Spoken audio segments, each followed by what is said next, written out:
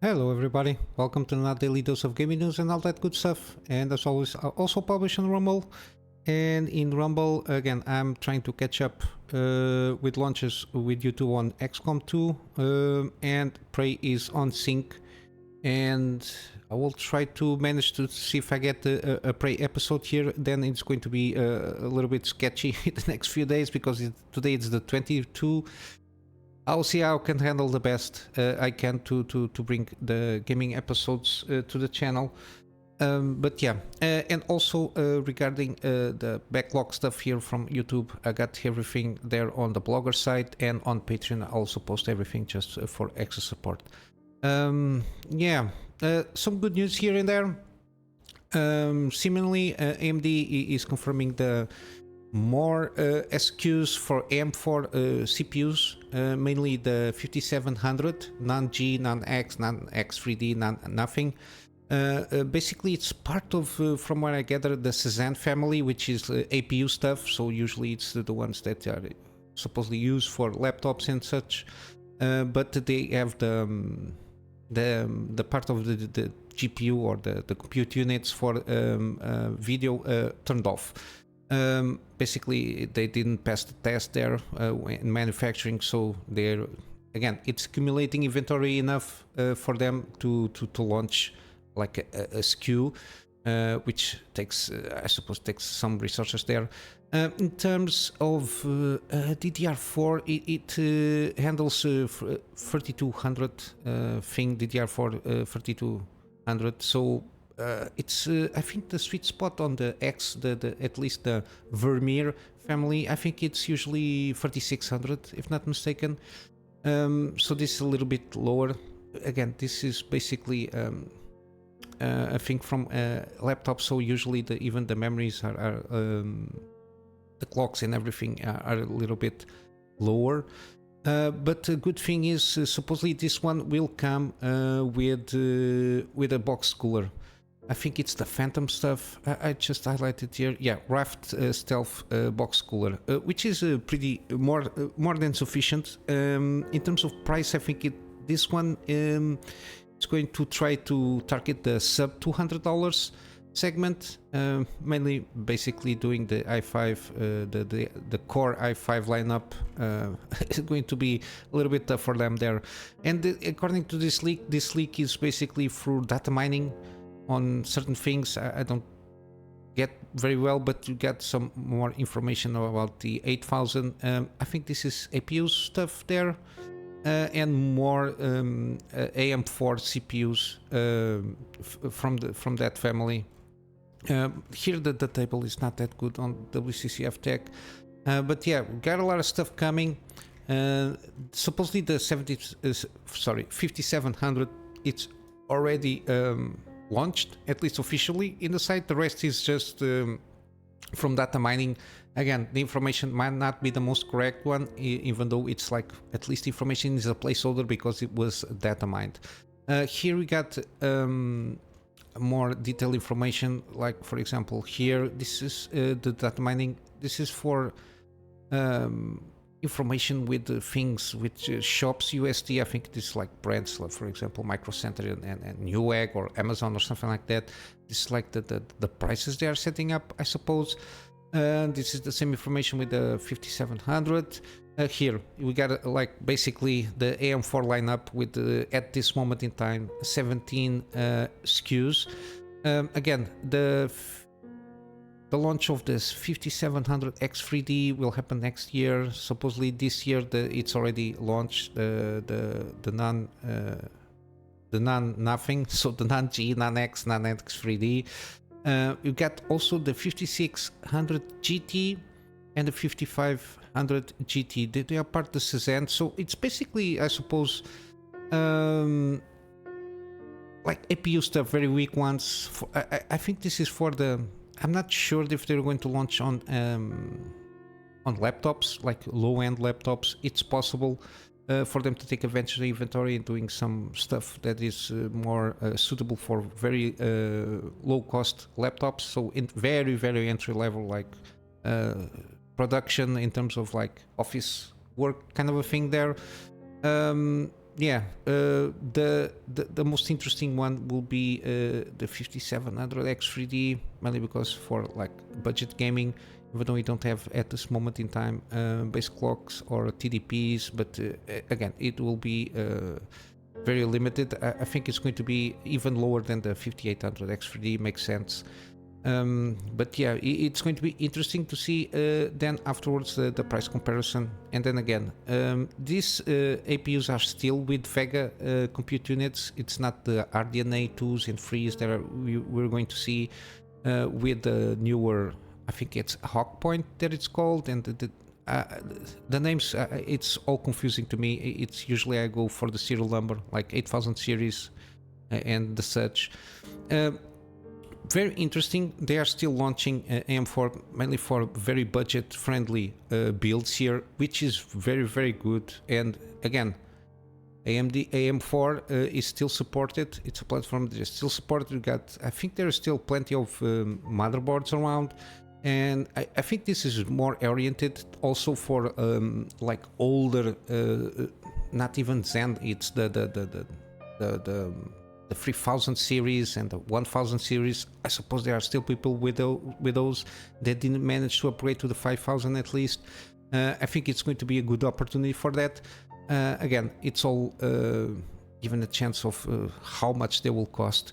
But yeah, the sub $200, and if it comes with box coolers, so there's no need to upgrade also spending money on a cooler. I think it's pretty good, a decent move.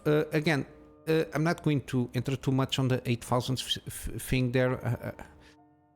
Yeah, it's something that is going to be launched maybe by the end of next year, I suppose, or maybe beginnings of 2025. I'm not sure.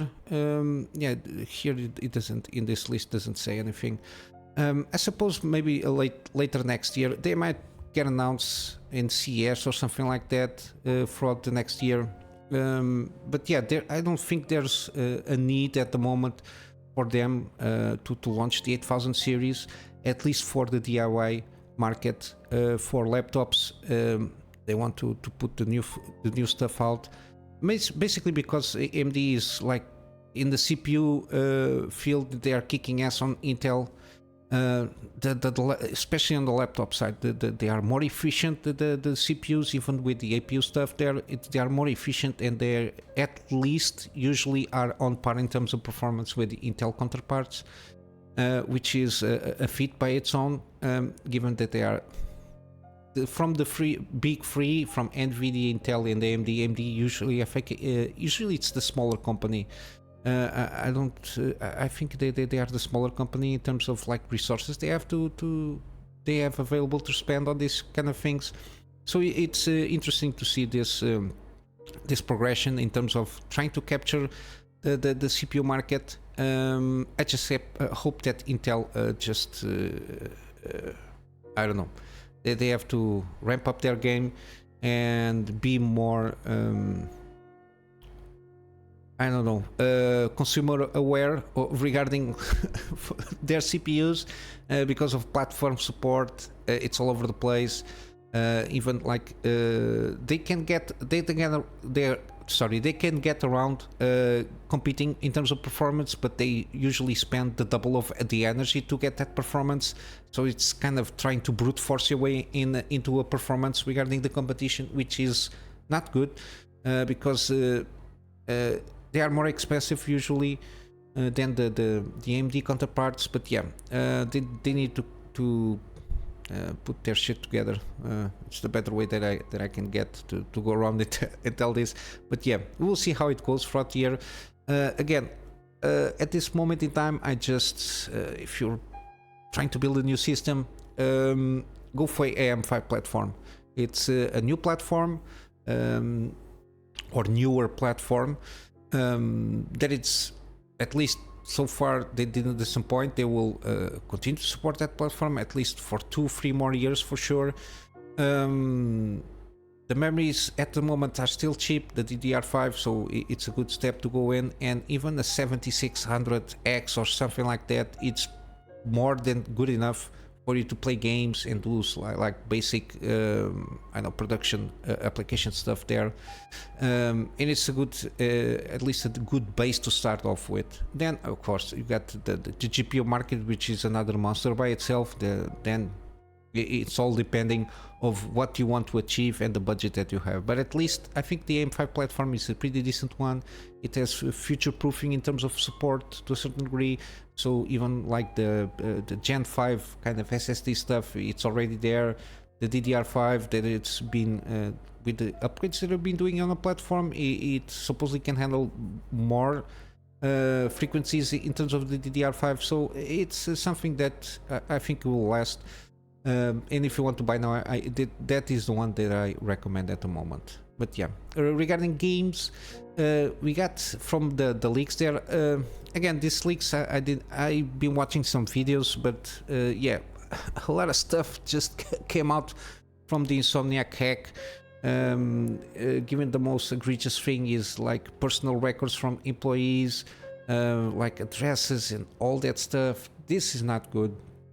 I understand if in terms of like what they call ethical hacking or something like that, they would just want to the company stuff like the financials and even like early builds of the games and stuff like that.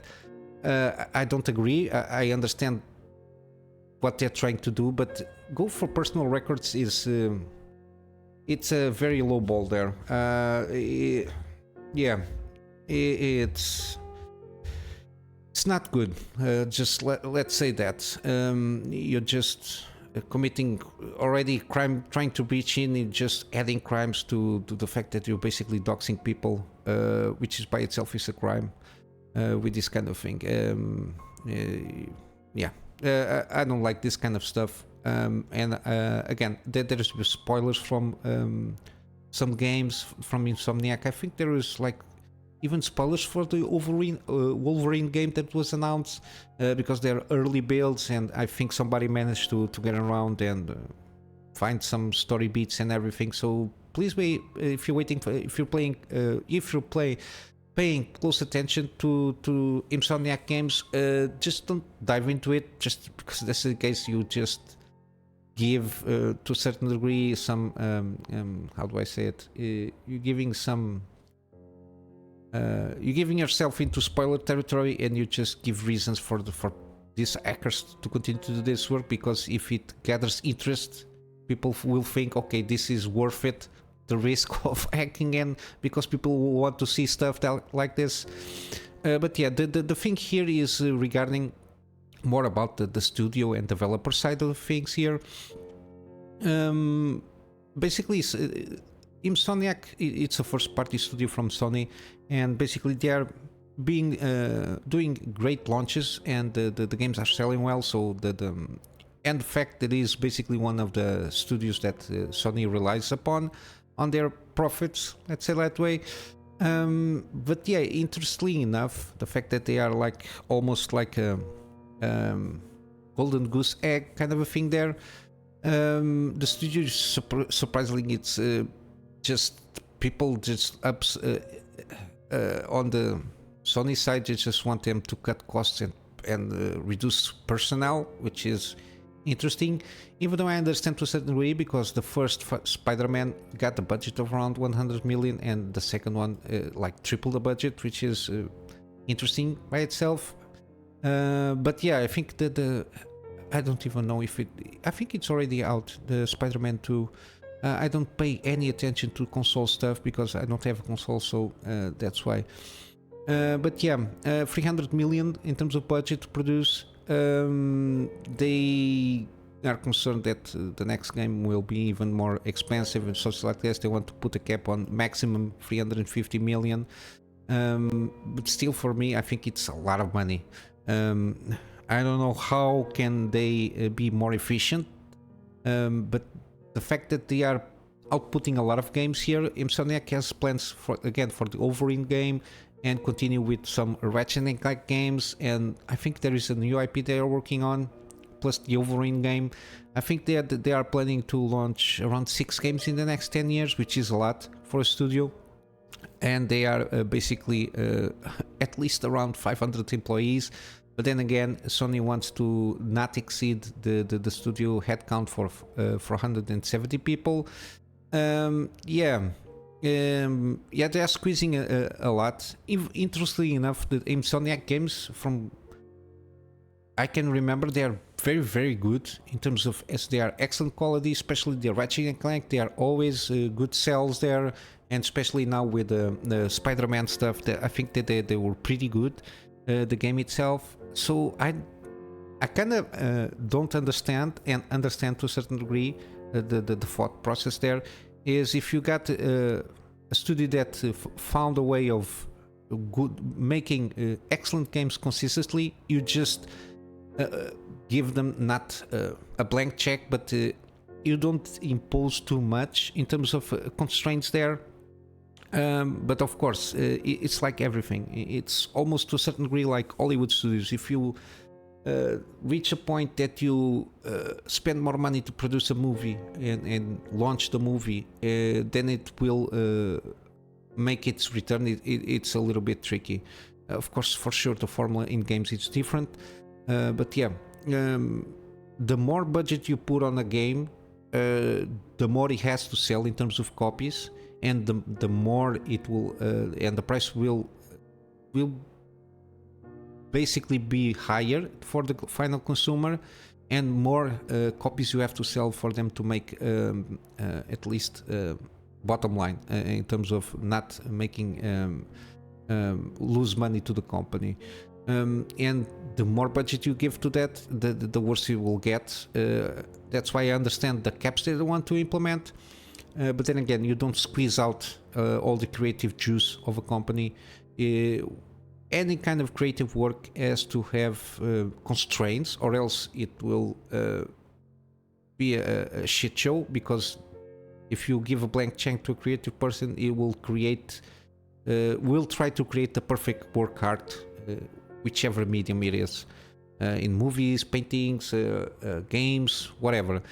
So there are always some constraints that need to be put on. However, you cannot put too many constraints, and it's like a fine line that you have to work with. But yeah, I hope they find a good solution here regarding Insomniac and Sony. And again, I don't like to see like people getting laid off, because it's never good. But however, if they have to slim down, at least slim down the fat, as usually it's told in business. You need to cut the fat of the business itself and try to keep it lean, and keep it at least interesting, and keep the developers motivated, and the creative guys there. I think it's the best way to go around. But then again, it all depends between each developer and publisher, that relationship, to try to find a good line to go around. And again, for games, I suppose it's case by case in terms of budget. But then again, I don't think it's a good idea to just because they do excellent games, you just don't put a blank check on them to do whatever they want. There are always going to be some guidelines and some constraints for that creativity to spark a little bit. But yeah, it's my main thing here from this. Even though I understand the fact that they are being constrained, creativity usually flourishes better when there are certain constraints, even though you don't squeeze out to remove the oxygen out of the creativity here. And lastly, we got here very interesting, because this game, mainly because I'm always curious around the Persona series there, and this one is like a new IP, which is Metaphor ReFantazio. The trailer was brought on TGA, and I think they did. I didn't see anything about this. Atlus did a broadcast last week. I completely missed this. I didn't see anything regarding that. I'm interested because the pedigree that is from the same studio that does the Persona series, especially Persona 5, which is critically been a huge success, even though I never played it. It got me thinking that I need to start going, and the fact that it's going to come out in PC, I'm very interested in this, and I got some interesting information here because it's a new IP, so I don't have to have the have the luggage of trying to get around and see what's happening, what happened in previous games. Even though I think they are not completely connected, but there is like a theme happening there, from what I understood. And we got some here on this article. We got some concept art, some menu stuff. I got some beats from the story, what you're trying to achieve here. The animation here seems pretty good. As you can see, a pretty decent animation on in how the menus look. Game mechanics seems pretty good enough for me. I'm not sure if you have the option of, this is similar like the new fantasy Final Fantasy games, which is like more action oriented. But I'm not sure if you can have a mode of just basically turn-based combat, which is usually what I like. But similarly, they will have like action and turn-based commands, which is going to be interesting to see how it develops. And this kind of Persona games always have like an interesting art style to them. And yeah, here you got some bits of the story. I think what they're trying to do the theme around is anxiety, which were fears, but I'm not sure if anxiety is the right translation from Japanese.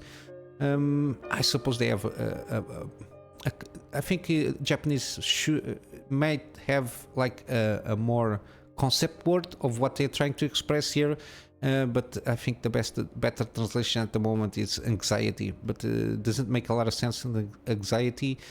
But maybe it's how fears might be, from what I understood, might be manifested in the real world. I think it's something that you have to face your fears and deal with that anxiety per se of the fear might being manifested, almost like a self-fulfilling prophecy kind of a thing there. And you have to deal with this, which is, I suppose, part of the combat here. Again, there is like the calendar stuff. I think in Persona 5 you have not a time limit, but you are kind of pressured to a certain degree to complete stuff in a certain way before like the calendar passes, the day of that calendar passes. And then there is also some world building there. You got a fantasy world with, you got 8 tribes, 3 main hubs or something like that. I didn't pay too much attention because I usually I'm kind of interested, so I try not to dig too deep. But yeah, you got like a breakdown on something like on a lot of stuff that they presented on the game. But yeah, I will leave the link in the description as with everything that I talk about in the videos. Again, it seems pretty interesting how they're going about it. Mainly the lifestyle, the art style and the such, and the combat mechanics already been proven to be pretty good from previous Persona games. But yeah, it's something that it's got me curious here. Again, everything that I talk about, it's on there are links on the description as usual. And yeah, we will start off then to wrap up with some gaming deals. Again, now we have the official winter sale on Steam. And again, there's going to be a lot of games. Almost every game that is on my wish list is on sale. Some more or less, with more or less percentages in terms of deals. But then again, I will go for the big hits, or some of the big hits in terms of AAA gaming, which is The Witcher Wild Hunt. They got the complete edition. Again, the usual price of around $13, give or take. This is the way to go. We got Dead Space, the remake one. It's 60% off, which is a good thing. The deluxe edition is not bad. Got some skins there, which are pretty interesting. Again, I'm not sure if I'm going to buy this one, but yeah, we got also Cyberpunk now. It's available on Steam. Also, the Ultimate Edition, it's on sale around the same price that on GOG. But then again, yeah, it depends a little bit on the how you go about the mods. Maybe it's easier the Steam version for you. I'm not sure, but yeah, the Ultimate Edition it's also on sale here. We got Sekiro, Shadows Die Twice, 50% off. Again, one of those that I will try out for sure one of these days. We got Elden Ring finally. It's rare these days that Bandai Namco games that are published from them that are on sale. 40% off. The deluxe edition, I don't think it might be worth it because it got the soundtrack. I'm very tempted on buying this one now. But yet again, I got a lot of games to go through. I don't know. I'll have to see because I want a deal with the expansion, the year 3 expansion, and we don't have like a definitive and official date for that. So yeah, I want to play with the DLC there, at least in terms of buying the game. We got also Lords of the Fallen, 35% off. Mixed again. I've talked about this game a lot, but yeah, some people like it, some people don't like it. That's why there's a mix kind of thing there. But then again, a lot of people are enjoying the game, which is good. And it's 35% off. Regarding the editions, I'm not sure if all of them are content related, but they are launching content here and there, like themed content for free, if not mistaken. And yeah, if you want to try out, you can check this out. We got Lies of Pi, again another excellent game that I want to try out one of these days. And we got several editions here, but the base game is 20% off. Again, this is a very recent game, so that's why it's the percentage is only 20% off. We got also Hogwarts Legacy, 50% off the base game. Digital Deluxe Edition doesn't bring anything in terms of content, so but it's only $5 difference here. Yeah, the Dark Arcs Pact, which has like the hats and whatever. I think it's more cosmetic stuff there. We got also the Red Dead Redemption 2, 67% off or 70% on the Ultimate Edition. I think the Ultimate Edition has content related stuff there and also some skins, so it might be worth to go for the Ultimate Edition. We got God of War, the first one, 50% off. Always good to see this in promotion. Again, it's one of those that I also want to try out. We got Jedi Fallen Order, so this is the first one. I might buy this one. Yeah, this is it seems continues to be very positive reviews, so I might go for this one for this Christmas and put it on my backlog on the games to play. But yeah, I have a lot of games to catch up from earlier years. You got also Jedi Survivor, 50% off, which is good to see. It's been improved a little bit here in terms of performance wise. Still some stuttering here there, but it's very rare occurrence. But again, I think it's something that cannot be fixed to a certain degree. It's like very few spots from what I understood from the Digital Foundry kind of analysis there. And lastly, we got The Last of Us Part 1. Again, 33% off. Digital Deluxe Edition, I don't know what brings more here, because I really don't know. Because this Part 1 already brings the DLC in terms of content. I think it's some skins or something like that. Again, I played this game in console. It's one of the rare games that I played on console. The first one on PS3 when it came out. Yeah, I played like 3 or 4 times. I really liked the story and the themes between Ellie and Joel. And the combat I enjoyed. Is very proficient on the combat, so I don't have complaints there. But yeah, it's the relationship and the story of them, and the backstory that they have and the baggage that they bring to the game there. It's one of those rare occasions that it's a story-driven game that you can relate to every time you play. And it's one of those that I for sure will play out. It's been a while since I played this game, but yeah. Yeah, for today this is it all regarding gaming. It's a lot of games here, and tomorrow I'll bring it's a lot of games. It's like almost 200 games. As you can list, my wish list is 200 plus games, so got a lot of stuff to go through. So I'll wrap up for today with my plug on Patreon for extra support. That extra support at this moment is more about the storage stuff, which is for me to be able to have backups of the stuff that I do for my clients. And of course, extra space for the videos that I do for the channel. And basically this is it for today, guys. I hope you have a wonderful day, and I will see you in the next one. Till then, Kunamy Master out.